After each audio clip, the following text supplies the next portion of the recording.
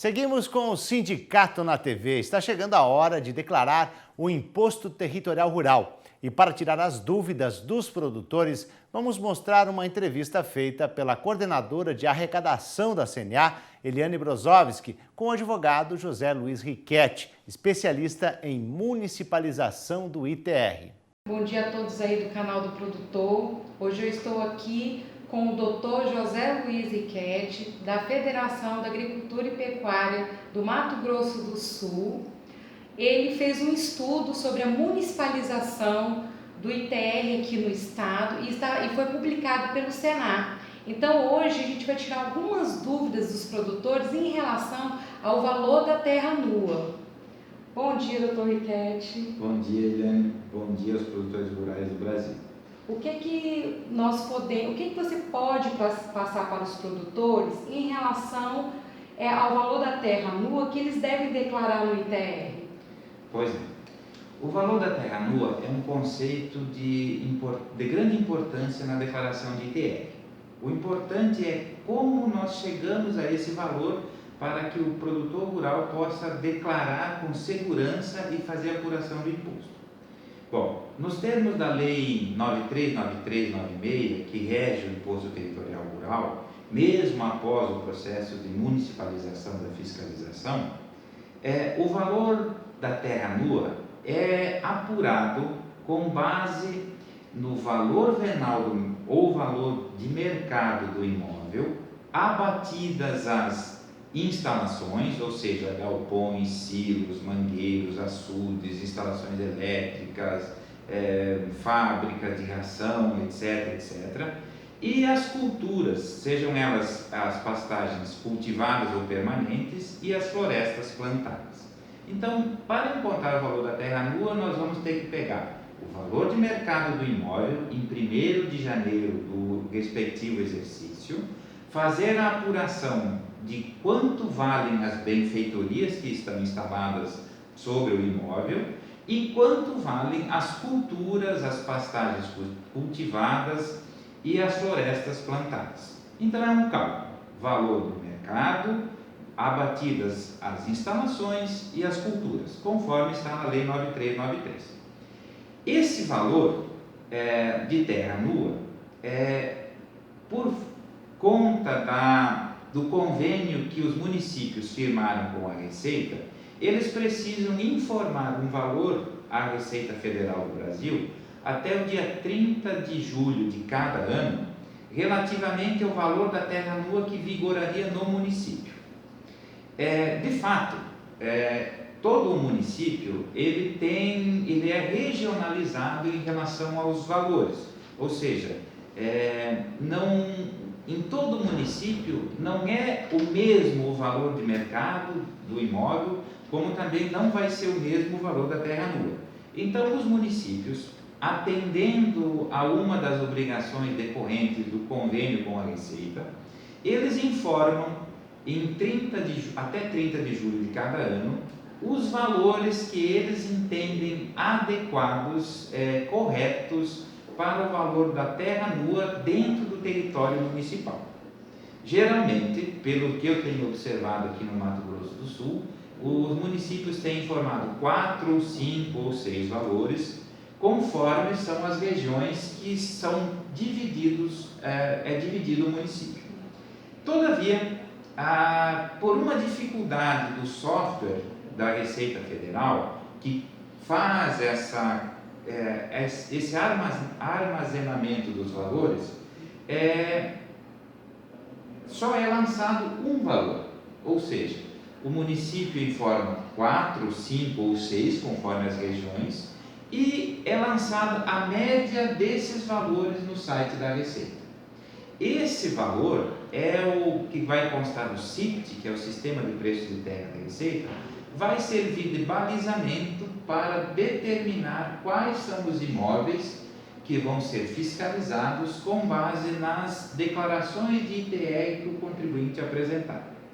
Pois bem, para que o contribuinte se garanta, o contribuinte faça uma declaração segura, que não venha a ter problemas depois com uma futura fiscalização da Receita e que possa de fato comprovar os valores que ali ele declarou, é importante que ele mantenha um arquivo com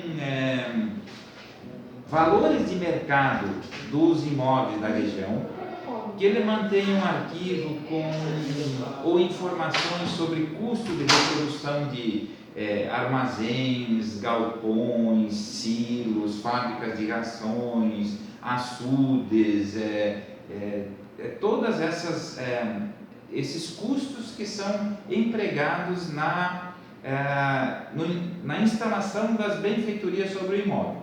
E também eu digo que constituem benfeitorias que podem ser abatidas do valor venal do imóvel aqueles investimentos que o contribuinte fez, que o produtor rural fez, em correção de solo, em calcalhamento do solo, em sistematização do solo, em curva de nível, adubação, tudo isso constitui benfeitoria que é incorporada ao solo anualmente para melhorar a aptidão do solo. Então, essas despesas, esses investimentos, é importante que ele mantenha, que o contribuinte mantenha nota fiscal de aquisição dos insumos, nota fiscal de aquisição de calcário, adubo, fertilizante, gesso, nota fiscal ou de aquisição de óleo diesel, de horas empregadas de máquinas e tratores para sistematizar o solo, tá? Bem como aquelas despesas que ele empregou na instalação das culturas, das pastagens, do melhoramento das pastagens, nas florestas que ele plantou. Bom, essas informações ele deve manter em um arquivo, tá? Por um período de até 5 anos, que é o tempo em que a Receita Federal do Brasil e os municípios vão exercer a fiscalização. Como que o município vai exercer a fiscalização? O município vai exercer a fiscalização com base em algumas metas que a Receita Federal do Brasil definiu para aquela região, com base nas declarações de ITR que os contribuintes apresentaram e com base no valor que está constando lá do Sistema de Preço de Terras da Receita, o SIPT, ou seja, o valor da terra nua para aquele município. Ou seja, vai ser uma comparação entre o que o contribuinte declarou e o valor que está lá na Receita.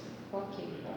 E o que o senhor deixaria para os nossos produtores rurais recomendado nessa hora de declarar esse valor da terra nua? Por exemplo, tem alguns produtores que não têm essa referência de valor. O que ele faria para declarar isso e qual a sua recomendação? Nós temos alguns documentos, algumas precauções que o contribuinte pode ter, que o produtor rural pode ter.